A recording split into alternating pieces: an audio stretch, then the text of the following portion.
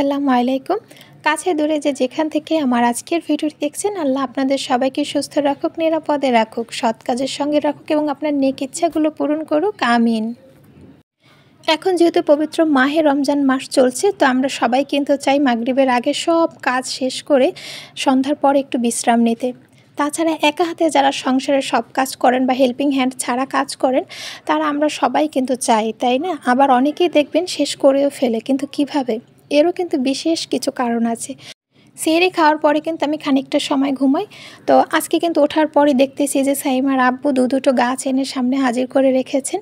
তো গাছ দেখে কিন্তু খুব একটা রাগ হয়নি, কারণ গাছ আমি ভীষণ ভালোবাসি। সে যত ব্যস্ততায় থাকুক না কেন, এটা দেখলে আমার মন ভালো হয়ে যায়। এই যে একটা স্ট্রবেরি গাছ এবং আরেকটি হচ্ছে ফুলের গাছ। তো স্ট্রবেরি গাছটা আমার মেয়ের আবদারে আনা হয়েছে। এর আগে একটা আনা হয়েছিল, কিন্তু আমার ছেলে সেটার মেন আগাটা ভেঙে দিয়েছে। তো স্ট্রবেরি গাছ কিন্তু দেখবেন খুব সেন্সিটিভ একটা গাছ, এটাকে খুব সাবধানে বড় করতে হয়, যে কারণে গাছটা মরে যায়। আরেকটা নতুন করে আনা হয়েছে, আর সেই সঙ্গে একটা ফুল গাছ। তো আমার গাছ কিন্তু লাগানো শেষ।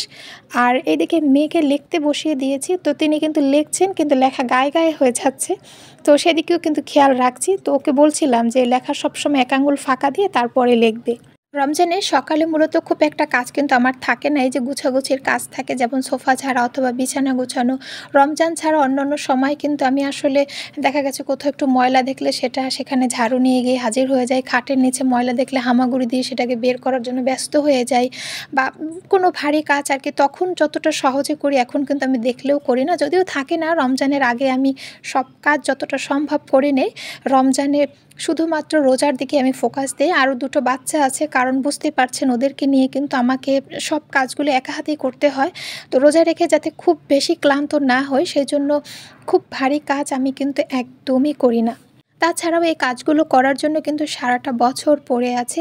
তো এই একটা মাস যদি এই কাজগুলো না করি, আহামরি কিন্তু কোনো ক্ষতি হবে না বা আহামরি কোনো ময়লাও হবে না। আমি জানি না এখন পর্যন্ত আমার ভিডিওটা কেউ দেখছেন কিনা, তবে কাজের মাঝে কিন্তু অনুরোধ করে নিচ্ছি, আমার ভিডিওটা যদি আপনার কাছে ভালো লেগে থাকে, অবশ্যই আমার চ্যানেলটাকে একটা লাইক দেবেন এবং সাবস্ক্রাইব করবেন। সেই সঙ্গে আপনার অতি মূল্যবান মতামতটি অবশ্যই আমাকে কমেন্ট করে জানাবেন, সেটা আপনার ভালো লাগা হোক অথবা খারাপ লাগা। আর ঘরে যদি ছোট বাচ্চারা থাকে, তাহলে কিন্তু আপনি যতই গোছান না কেন, তারা কিন্তু কিছুক্ষণ পর দেখবেন জায়গার জিনিস জায়গায় এনে রাখছে। যদিও এ বিষয়ে আমি কিন্তু ওদেরকে খুব বেশি রাগারাগি করি না, কারণ ওরাও বা কোথায় যাবে? সারাদিন আসলে খেলার জন্য তো শুধু ঘরটুকুই আছে। আমরা যেরকম গ্রামে খোলামেলা পরিবেশে বড় হয়েছি, ওরা তো সেটা পাচ্ছে না। আর গুছানোর জন্য কিন্তু আমার সারাটা জীবন আছে, তো ওদের খেলার জন্য কিন্তু সারাটা জীবন নেই।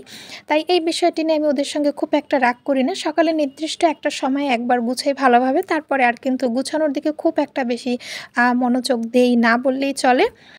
শুধু কিন্তু ঘর গোছানোর কাজ না, গোছলের আগে আমি চেষ্টা করি বিকালে রান্নার যাবতীয় আয়োজনের যত কোটাকাটির যে কাজগুলো থাকে, সেগুলো কিন্তু আমি সব সেরে ধুয়ে সেগুলোকে সুন্দরভাবে গুছিয়ে রাখি।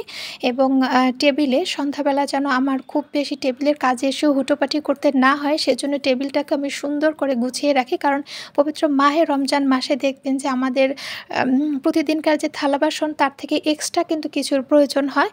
সংসারের কাজগুলো যদি আপনি একা হাতে করেন, তবে আপনার কাজ কিন্তু আপনাকেই ভাবতে হবে সেটা কিভাবে করলে ভালো হবে, কিভাবে করলে ভালো হবে না। হয়তো এই রমজান মাসে অনেকের বাসায় অনেক সাহায্য করার লোক আছে, আবার অনেকের কিন্তু একদমই নেই, যেমন আমি। আমার কিন্তু সাহায্য করার মতন তেমন কেউ নেই। আমার বাচ্চারা খুবই ছোট, তবে ওরা বড় হলে ইনশাআল্লাহ হয়তো ওরা মায়ের কষ্ট বুঝবে, মাকে সাহায্য করবে। আমি কিন্তু সেই আশায় আসলে মাঝে মাঝে বুক বাঁধি। সে যাই হোক, কি হবে না হবে সেটা তো হচ্ছে ভবিষ্যতের কথা। আল্লাহ যার জন্য যেটা নির্ধারণ করে রেখেছেন তাই হবে। আর ভাজাভুজির ব্যাপারটা আমি কিন্তু বিকেলে আসরের নামাজের আগে যাবতীয় রান্নার কাজ শেষ করে থাকি, এবং তেলে ভাজা বা ফল আইটেম গুছানোর যে কাজগুলো, সেটা কিন্তু আমি আসরের নামাজ পড়ে তারপরে আমি এই কাজগুলোতেই হাত দেই। তবে আসরের নামাজ পড়তে যাবার আগে কিন্তু চিঁড়া মুড়িটা সুন্দরভাবে ভিজিয়ে রাখি।